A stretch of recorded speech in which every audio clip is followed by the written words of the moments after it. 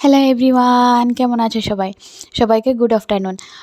তো দেখো তো এই ভাত মাখানোটা দেখে কার কার খেতে ইচ্ছে করছে সত্যি কথা বলবে তো কমেন্টে। তো দেখে নিই যেটা কি বানানো হয়েছে আমাদের ঘরে।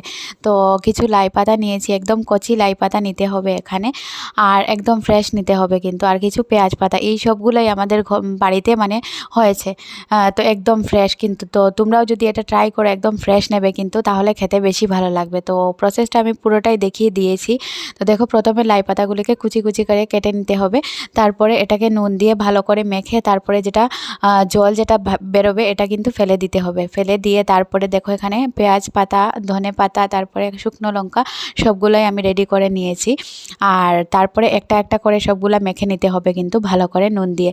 প্রথমে ধনে পাতাটাকে মেখে নেওয়া হয়েছে, তারপরে পেঁয়াজ পাতাটাকেও মেখে নিয়ে তারপরে লঙ্কাগুলোকে এগুলোর সাথে মিক্স করতে হবে। তোমরা ঝাল মানে যে যতটা খাও আর কি পরিমাণ বুঝে দিয়ে দিও। তো আমরা 3টাই লঙ্কা দিয়েছি, সবগুলা দিইনি, মানে বেশি ঝাল হলে তো খেতে ভালো লাগে না না, আর একদম কম হলেও খেতে ভালো লাগে না।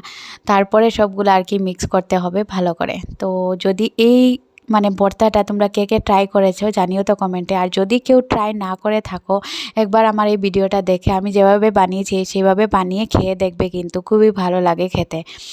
আর একদম ফ্রেশ কিন্তু নেবে, মানে লাই পাতা যেগুলো থাকবে যে একবারে ফ্রেশ নেবে কিন্তু, না হলে খেতে ভালো লাগবে না।